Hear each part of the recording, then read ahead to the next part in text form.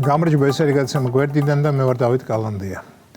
ამავე დროს გერმანეთის ელჩი საქართველოში პეტერ ფიშერი ჩემი რომანის გმირი გახდა და ამიტომაც დიდი ყურადღებით ვაკვირდები მის ბრუნვას ჩვენს პოლიტიკურ ბუნებაში. ამასთანავე მის ინტერვიუს გავეცანი რადიო თავისუფლებას რომ მისცა. და გავეცანი და ძალიან ვიხარისე. ინტერვიუს დასაწყისში ფიშერმა თქვა რომ გერმანიამ ის აქ გამოაგზავნა საქართველოსთან კარგი ურთიერთობის დასამყარებლად.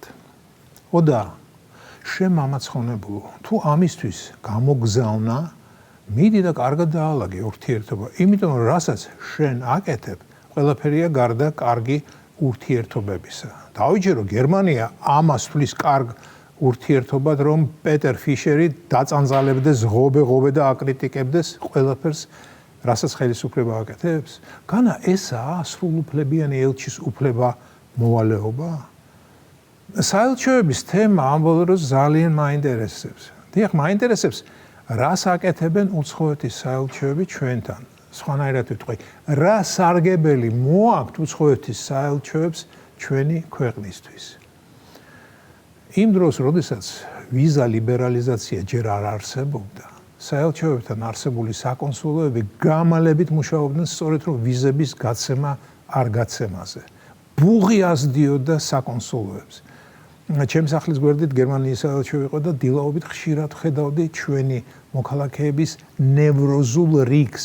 როდესაც ვინმე გამოვიდოდა საკონსულოდან, რიგი ეკითხებოდა, მოგცეს, ანუ ვიზა ჩაგირტყეს და პასუხის შესაბამისად იწყებოდა ნერვიულობა. ერთხელ მეც მომიწია ასეთ რიგში დგომა. ჩემ წინ საკმაოდ ხანში შესული ქალი იდგა, შვილის მონახულობა უნდა და უცხოეთში და ამიტომაც ვიზას ელოდებოდა. მე ვიზა ჩამირტყეს, მას კი არა. თანაც ისე არ ჩაურტყეს, რომ მიზეზი არც უთხრეს. დღესაც მახსოვს რა დაბნეული და ნაღვლიანი იდგა ის ქალი.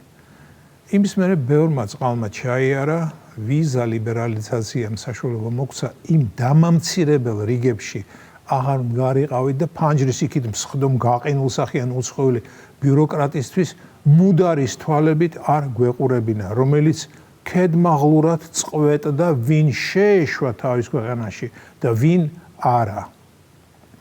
მე კოსმოპოლიტი ვარ და მიმაჩნია რომ ამა თუ იმ ქვეყანაში ვინმეს არ შეშვება, ეს მისი უფლებების დარღვევაა. თუ კი რასაკვირველია ის ვინმე ტერორისტი და კრიმინალი არაა. მე უსაზღრო ქვეყნების მომხრე ვარ. ვიმეორებ უსაზღრო და ეს იმას კი არ ნიშნავს რომ უმოქალაქეო, ანუ მოქალაქეობა ყველას თავისი უნდა ჰქონდეს. აი მოგზაურობა და გადაადგილება კი მთელ დედამიწაზე უნდა იყოს მარტივი. 2016 წლიდან ვიზა ლიბერალიზაცია გამოცხადდა, ევროპულ ქვეყნებში ვიზები გაუქმდა და ასე მეჩვენება საელჩოებს იმდენი თავისუფალი დრო გამოუჩნდათ, რომ აღარ იციან რომელი მახათი სად იტაკონ. და რაღაცით რომ დაკავდნენ, დაიწყეს ჩვენი უფროსი ძმისა და ჭკუის მსწავლებლის როლების მორგება.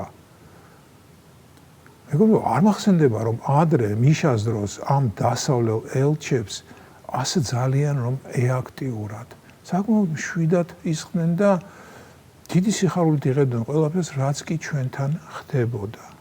ახლა კი თურმე საქართველო ინგრევა, დემოკრატია იღუპება, თავისუფალ სიტყვას ექნება საფრთხე და პრესის თავისუფლების გარეშე, როგორც ფიშერი ბრძანებს, ევროპაში ვერ შევალდა წერტილი. ფიშერის ინტერვიუში ძალიან სახალისო რამ მოვისმინე.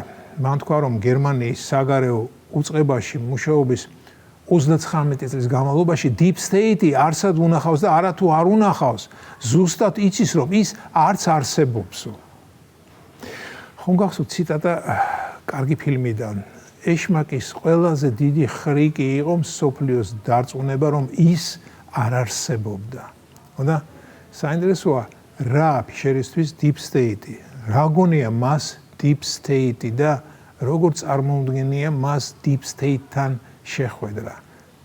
აი დიპლომატი კაცი ასეთ გულუბრყელობას რომ იტყვი, მე ვფიქრობ, მართლა დიპლომატია ეს კაცი თუ მისმა ხელისუფლებამ ის რაღაც წვრილმანი დანაშაულის გამო შორეულ ქვეყანაში გაამწესა ელჩად.